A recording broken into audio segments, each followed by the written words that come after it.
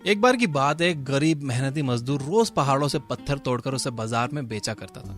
इस तरह वो सुबह से शाम तक मेहनत करके अपने परिवार का पेट पाल रहा था। एक दिन वो अपने पत्थरों को लेकर एक कारीगर की दुकान पर गया। वहां उसने देखा कि वो कारीगर एक सुंदर से पत्थर के टुकड़े को हजारों रुपए में बेच रहा है। उसने उससे पूछा कि इतना सुंदर पत्थर तुम्हें कहां से मिला?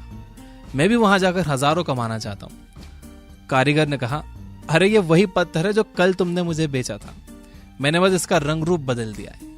बेचारा मजदूर बहुत उदास हो गया और बोला, मैं सारा दिन धूप में काम करके पत्थर लाता हूँ और मुझे केवल कुछ ही रुपए मिलते हैं, और उसी पत्थर से तुम अपनी दुकान के सुकून में बैठकर कुछ ही घंटों में हजारों कमाते हो। कारीगर उसे समझाते हुए बोला, कोई भी इस चीज के पैसे नहीं देता कि आपने उस पर कितनी मेहनत की है, बल्कि पैसे इस बात के मिलते हैं कि आपकी बनाई चीज उसके कितने काम की है। दोस्तों, इस कहानी से साफ है कि अगर हार्डवर्क ही सब कुछ होता तो शायद एक मजदूर दुनिया का सबसे अमीर आदमी होता, क्योंकि उससे ज्यादा हार्डवर्क तो कोई नहीं करता। बल्कि हार्डवर्क से ज्यादा इस बात की वैल्यू है कि आप सेम रिजल्ट कम समय में कैसे ला सकते हो, और बस इसे ही स्मार्ट वर्क कहते हैं। लेकिन सदियों से सोसाइटी हमें यह भरोसा दिलाते आई है कि हार्ड वर्क ही सब कुछ है। इसलिए अगर कभी हमें कम मेहनत में भी सक्सेस मिल जाती है तो एक इनर गिल्ट और इनसिक्योरिटी से महसूस होने लगती है। अब जरा सोच कर देखिए, इस दुनिया में ना जाने कितने लोग हार्ड वर्क करते हैं, लेकिन उनमें से कुछ ही हैं जो एक्चुअली सक्सेस का स्वाद चख पाते हैं। आखिर ऐसा क्यों? क्योंकि वो कुछ लोग स्मार्ट वर्क करते हैं। स्मार्ट वर्क करके आप अपना टाइम, रिसोर्सेज, एनर्जी ये सब सेव करते हो, जिसे आगे आप किसी और प्रोडक्टिव वे में यूज कर सकते हो। तो अगर आपको लगता है कि आप जितनी मेहनत कर रहे हो आपको उतना रिजल्ट नहीं मिल रहा, तो समझ लीजिए कि आप कहीं ना कहीं स्मार्ट वर्क नहीं कर पा रहे। आज के वीडियो में हम बात करेंगे कुछ ऐसे जरूरी लाइफ लेसन्स के बारे में जो आपको स्मार्ट वर्क करना सिखाएंगे और आपके एसेंशियल लाइफ स्किल्स को इम्प्रूव करके आपकी लाइफ को प्रोफेशनली और पर्सनली एक नए आयाम पर ले जाएंगे। नंबर 1 है, खुद से सवाल करना जरूरी है। इससे पहले कि आप कोई भी काम शुरू करो, आपके माइंड में उसे लेकर एक क्लियर पिक्चर का होना बहुत जरूरी है, ताकि आप अपनी प्रोग्रेस ट्रेस कर सको, अकॉर्डिंगली इंप्रूवमेंट कर सको और अपने रास्ते से डिस्ट्रैक्ट ना हो पाओ। माइंड में चीजें क्लियर करने के लिए जरूरी है खुद से सवाल पूछना, जैसे मेरा एंड गोल क्या है, मैं वहां कैसे पहुंचने वाला हूँ। अपनी पूरी जर्नी के स्टेप्स को डिवाइड करो और तय करो कि कौन सा स्टेप आपका कितना टाइम और एफर्ट डिजर्व करता है। बहुत से लोग ऐसी डिटेल्स में अपना टाइम वेस्ट करने लगते हैं जिसे शायद ही कोई नोटिस करने वाला हो। ये लोग ऐसा इसलिए करते हैं क्योंकि या तो वो चीजों को बिग पिक्चर के तौर पर नहीं देख पाते या वो परफेक्शनिस्ट होते हैं। दोनों ही कंडीशन में आप काम तो बहुत करते हो, लेकिन उसे एंड रिजल्ट तक पहुंचाना मुश्किल हो जाता है। लेकिन इसका मतलब ये बिल्कुल नहीं है कि आप चीजों को बस काम चलाओ तरीके से करो। बस बात इतनी है कि आपको अपना पर्पस पता होना चाहिए, आपकी मेहनत उसी हिसाब से होनी चाहिए। जैसे मान लो कि आप एक एयरक्राफ्ट इंजीनियर हो और आप एयरप्लेन के सेफ्टी फीचर्स पर काम कर रहे हो। अब ऐसे में आपके माइंड में बनी बिगर पिक्चर आपको बताती है कि यहाँ एक्स्ट्रा टाइम देकर सब कुछ डबल चेक करना बहुत जरूरी है, सब कुछ परफेक्ट होना चाहिए, क्योंकि एक छोटी सी गलती की बहुत बड़ी कीमत चुकानी पड़ सकती है। अब जरा दूसरा सिनेरियो इमेजिन करते हैं। अगली सुबह आपको बिजनेस प्रेजेंटेशन देना है, जिसके लिए आपको पावर पॉइंट बनाने की जरूरत है। ऐसे में अगर आप अपने स्लाइड्स के लिए जबरदस्त ग्राफिक्स ढूंढने में ही टाइम वेस्ट कर दोगे तो प्रेजेंटेशन की प्रैक्टिस कब करोगे? इसलिए यहाँ आप परफेक्ट की जगह गुड इनफ से भी काम चला सकते हो और बचे हुए टाइम में अपने प्रेजेंटेशन को सपोर्ट करने के लिए जरूरी फैक्ट्स और फिगर्स सर्च कर सकते हो, उसे प्रेजेंट करने की प्रैक्टिस कर सकते हो। नंबर 2, अपना टाइम का सही इस्तेमाल करो। हर स्मार्ट वर्कर इस बात को बहुत अच्छे से समझता है कि टाइम उसका सबसे इंपॉर्टेंट रिसोर्सेज में से एक है। अगर आप कुछ वैल्यूएबल बनाना चाहते हो तो आपको अपने टाइम को बड़े ही ध्यान से इस्तेमाल करना होगा। इसे एक छोटे से एग्जांपल से समझते हैं। 2 लकड़हारों के बीच कंपटीशन हुआ कि सुबह से शाम तक ज्यादा लकड़ियां कौन काट सकता है। कंपटीशन शुरू हुआ और दोनों काम पर लग गए। करीब 2 घंटे बाद एक लकड़हारे की लकड़ी काटने की आवाज आना बंद हो गई। अब दूसरा लकड़हारा खुश हो गया कि पहला रुका है, तब तक मैं उससे आगे निकल जाता हूँ। हर 1-2 घंटे बाद पहला लकड़हारा रुक जाता, जबकि दूसरा लगातार काम करता रहा। अब तो वो मन ही मन खुश हो गया कि जीत तो उसकी ही होगी, क्योंकि पहला लकड़हारा बार बार रुका था। लेकिन शाम को बाजी उल्टी हो गई। पहले लकड़हारे के पास ज्यादा लकड़ियां थी। दूसरा वाला हैरान होकर बोला कि तुम तो बीच में कितनी बार रुके, बिना रुके काम तो मैं करता रहा, फिर भी तुमने ज्यादा लकड़ियां कैसे काटी? पहला लकड़हारा बोला, क्योंकि मैं बीच बीच में अपनी कुल्हाड़ी की धार तेज करने के लिए रुकता था, जिससे लकड़ियां जल्दी कटती थी और मुझे मेहनत भी कम करना पड़ी। यानी टाइम के सही इस्तेमाल से कम मेहनत में भी ज्यादा बेनिफिट कमाया जा सकता है। टाइम के सही इस्तेमाल के लिए मोस्टली सक्सेसफुल लोग रोज हर सुबह ही अपनी टू डू लिस्ट बना लेते हैं, ताकि वो जिस टास्क को जितना टाइम चाहिए उतना ही टाइम दें। लेकिन ऐसा जरूरी नहीं है कि आप सारे दिन उसी शेड्यूल से 100% चिपके रहो, बल्कि आप अपने दिन की फ्लेक्सिबिलिटी के हिसाब से उसे मॉडिफाई भी कर सकते हो। अगर आप हमेशा खुद को हर टास्क में असाइन किए हुए टाइम से ज्यादा स्पेंड करते हुए पाते हो तो आप टाइम का इस्तेमाल स्मार्टली नहीं कर रहे हो। टाइम के सही इस्तेमाल करने के लिए सबसे जरूरी है कि आप अपने टास्क का टाइम डिस्ट्रीब्यूशन रियलिस्टिकली करो और मल्टीटास्किंग से जितना हो सके उतना दूर रहो, क्योंकि जब आप बहुत सारे काम एक साथ करने की कोशिश करते हो तो आपका ब्रेन ओवर क्राउडेड हो जाता है और रैंडम आइडियाज देने लगता है जो कि आपके ज्यादा काम नहीं आते। इसलिए बेटर है कि आप चीजों को ऑर्गेनाइज करके वन एट अ टाइम करते चले जाओ। नंबर 3, किसी सिस्टम को डील करने से पहले उसे समझो। हमारी लाइफ की हर चीज एक सिस्टम के अकॉर्डिंगली चलती है, चाहे हमारी बॉडी हो, बिजनेस मॉडल हो या सोसाइटी, हर चीज का एक सिस्टम है।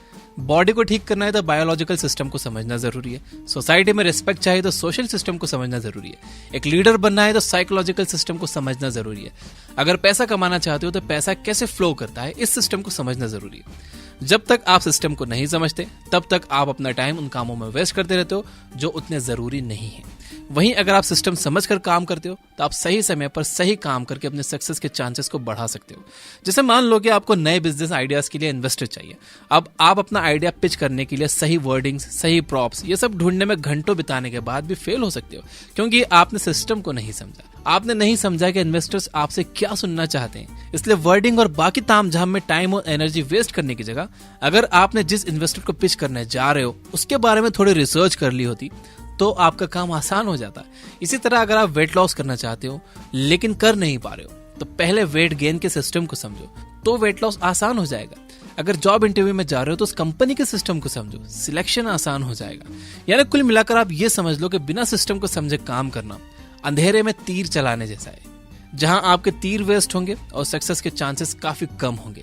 वहीं सिस्टम की समझ आपको अपने गोल तक आसानी से और काफी जल्दी पहुंचा देगी। नंबर 4, शॉर्टकट ढूंढो। बहुत से लोग सोचते हैं कि शॉर्टकट ढूंढना एक गलत तरीका है, जबकि सच ये है कि शॉर्टकट तो बेसिक मैथ्स का हिस्सा है। जैसे 5 + 5 + 5 + 5 + 5 = 25 एंड 5 × 5 = 25। जब हमें सिर्फ एडिशन आता था तो हम 5 को 5 बार ऐड करते थे, लेकिन जब मल्टीप्लिकेशन आ गया तो सीधा 5 को 5 से मल्टीप्लाई कर दिया। ये भी तो शॉर्टकट है। यानी अगर आपका एंड रिजल्ट सेम है तो शॉर्टकट लेने में कोई बुराई नहीं है। लोग अक्सर कंफ्यूज इसलिए हो जाते हैं क्योंकि वो शॉर्टकट का मतलब किसी को गिराकर खुद को उठाना या अच्छे से काम कंप्लीट नहीं करना या काम चोरी समझते हैं, जबकि शॉर्टकट अपने गोल तक पहुंचने का एक स्मार्टर और फास्टर वे है। ये ठीक वैसा ही है जैसे कि आप ट्रैफिक को बाईपास करके फ्लाईओवर से निकल जाते हो। मान लो कि 2 लोगों को एक एक्सेल शीट बनाने का काम मिला जिसे उन्हें शाम तक डिलीवर करना है। एक ने अपना काम बिल्कुल जीरो से स्टार्ट किया, जबकि दूसरे ने कुछ देर कंप्यूटर पर सर्च किया और पुराना प्रोफार्मा ढूंढ निकाला। अब उसका काम आधा हो गया, उसे केवल नई वैल्यूज ही फिल करनी थी। तो ये है शॉर्टकट। काम दोनों एक जैसा करेंगे, लेकिन उसने शॉर्टकट ढूंढने में जो टाइम इन्वेस्ट किया वो उसे जल्दी काम खत्म करने में हेल्प करेगा, जबकि दूसरा एम्प्लॉय सारा दिन स्प्रेडशीट बनाता ही रह जाएगा। तो चाहे आपका एरिया ऑफ वर्क कुछ भी हो, उसके कुछ ना कुछ मीनिंगफुल शॉर्टकट जरूर होंगे। बस थोड़ा सा टाइम इन्वेस्ट करके उन्हें ढूंढो और आपका काम बाकियों से काफी जल्दी और एफिशिएंटली हो जाएगा। नंबर 5, जब जरूरत पड़े हेल्प लो। हर किसी को कभी ना कभी हेल्प की जरूरत पड़ती है। अगर आप चाहते हो कि आपका काम अच्छे से अच्छा हो तो आपको हेल्प लेना पड़ेगा, और स्मार्ट लोग कभी भी हेल्प लेने से हिचकिचाते नहीं है। एक बेहतरीन बिजनेसमैन होने के बावजूद भी अपने जबरदस्त आइडिया को जमीनी हकीकत बनाने के लिए आपको दूसरों की हेल्प लेनी ही पड़ेगी। जैसे आपको अपनी ई-कॉमर्स वेबसाइट बनानी है जिसमें एक web designer, blogger, promotional team सबकी जरूरत पड़ती है। अगर आप ये सब खुद करने निकल गए तो कितनी मेहनत और कितना वक्त जाएगा। आपको वेबसाइट लॉन्च करने में तो 2-3 साल लग जाएंगे, जबकि यही काम आप आउटसोर्स करवा के कुछ महीनों में ही कर सकते हो, बल्कि कुछ दिनों में ही कर सकते हो। स्मार्ट लोग ना सिर्फ ये समझते हैं कि उन्हें कब हेल्प की जरूरत है, बल्कि उनके पास एक नेटवर्क भी होता है जिससे वो काम आने पर मदद ले सकते हैं। जब आप अपने कलीग्स के साथ अपने आइडियाज और प्रॉब्लम्स शेयर करते हो तो लोगों के सजेशंस के बीच कई बार बड़ी से बड़ी प्रॉब्लम का सिंपल सॉल्यूशन या कोई धमाकेदार आइडिया निकल आता है जो शायद अकेले बैठकर सोचने से नहीं आता। इसलिए जो लोग प्रॉब्लम्स और आइडियाज को डिस्कस करने में विश्वास रखते हैं वो लोग प्रॉब्लम सॉल्विंग में ज्यादा अच्छे होते हैं। लेकिन हेल्प लेते समय यह बात याद रखनी बहुत जरूरी है कि जब आप हेल्प लेते हो तो आपको हेल्प करनी भी आनी चाहिए। जो लोग आपकी हेल्प के लिए तैयार रहते हैं उनकी हेल्प के लिए आपको भी तैयार रहना होगा, तभी आप एक हेल्दी सोशल नेटवर्क तैयार कर पाओगे। और हर स्मार्ट इंसान की बैकबोन होता है ये social network. Number 6, distraction free working slots में काम करो। आप 9 बजे ऑफिस पहुंचे, कुछ ही दिनों में एक लॉन्ग वीकेंड है तो दोस्तों से उनका प्लान पूछना तो बनता है। चलो 10 बजे तक अपने डेस्क तक पहुंचे, तभी एक और फ्रेंड को कॉल आ गया। जैसे तैसे फोन साइड पर रखकर लैपटॉप खोला ही था कि मेल्स की बौछार दिखी, उनका रिप्लाई करते करते लंच टाइम हो गया। अब पोस्ट लंच याद आया कि बॉस ने फाइनेंशियल रिपोर्ट मांगी थी। जल्दी से काम शुरू किया, लेकिन खत्म करते करते रात के 8 बज गए। बॉस से डांट अलग सुनी और ऊपर से घर पहुंचते पहुंचते 9 बज गए। मन में लगने लगा इतनी मेहनत करके भी कुछ नहीं मिलता, ना प्रमोशन ना हाइक। लेकिन क्या आपने सोचा है कि अगर आपने लंच से पहले का टाइम डिस्ट्रैक्शंस में वेस्ट नहीं किया होता तो शायद आपका काम 4 बजे ही हो जाता, और ना केवल बॉस खुश होता बल्कि आप आराम से घर जाते। डिस्ट्रैक्शन फ्री एनवायरनमेंट में कोई भी काम जल्दी होता है क्योंकि हम अपना फ्लो मेंटेन कर पाते हैं। फ्लो स्टेट में आपका क्वालिटी ऑफ वर्क और क्वांटिटी ऑफ वर्क दोनों बढ़ जाते हैं और आपको काम करने में मजा भी आता है। फ्लो स्टेट पर मैंने एक बहुत डिटेल्ड वीडियो बनाया था, आई बटन में लिंक दे दूंगा।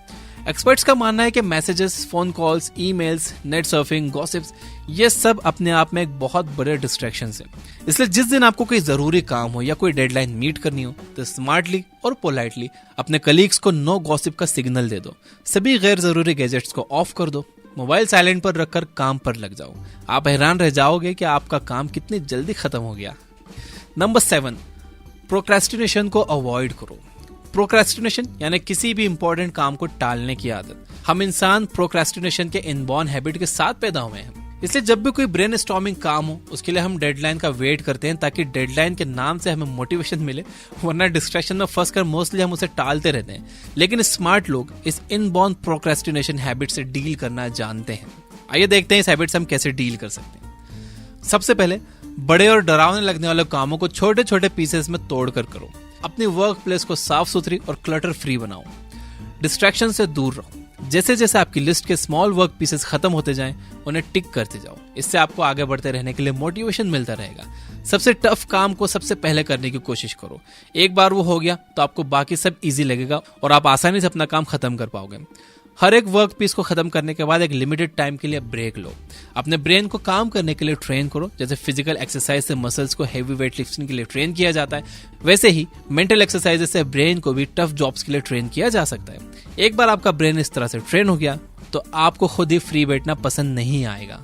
तो इस वीडियो को कुल मिलाकर देखें तो ऐसा लग रहा है कि हार्ड वर्क और स्मार्ट वर्क में से जीत स्मार्ट वर्क की ही हुई, राइट? एक्चुअली रॉन्ग, क्योंकि सक्सेस के लिए हार्ड वर्क जरूरी है। प्रॉब्लम यह है कि हार्ड वर्क तो बहुत से लोग करते हैं लेकिन सब सक्सेसफुल नहीं होते। ऐसे में जरूरत है हार्ड वर्क को स्मार्टली करने की। याद रखिए कि स्मार्ट वर्क का यह मतलब नहीं है कि आप लोगों का फायदा उठाएं। स्मार्ट वर्क खुद को एफिशिएंट बनाने में, चालाकियां करने में नहीं, होशियारियां करने में नहीं। तो क्योंकि आपने इस वीडियो को लास्ट तक देखा तो आपके लिए एक बोनस टिप। इस पिक्चर को ध्यान से देखिए। हम सब ये समझते हैं कि एक भारी क्यूब को हिलाना कितना मुश्किल है, लेकिन अगर उसे एक स्पेयर बना दिया जाए तो हम उसे 10 गुना तेजी से घुमा सकते हैं। और इसलिए हम अपनी पूरी लाइफ बस यही फिगर आउट करते रहते हैं कि इस क्यूब को स्फेयर कैसे बनाया जाए। लेकिन आपको पता है कि स्मार्ट लोग क्या करते हैं? वो एक गाड़ी मंगाकर इस क्यूब को उसमें डालकर ले जाते हैं। और रही बात गाड़ी की खर्चे की, तो अगर आपके पास लोडिंग गाड़ी है तो आप इस जैसे कई क्यूब एक बार में ले जा सकते हो और इन क्यूब्स को बेचकर मिले पैसों से आप गाड़ी का किराया भर सकते हो। वीडियो पसंद आया हो तो लाइक जरूर करना, सब्सक्राइब नहीं होगा तो सब्सक्राइब कर लेना, घंटी वंटी नहीं दबाई तो दबा देना। Finally, you guys are amazing. Keep reading, keep learning, keep growing. Thank you for watching.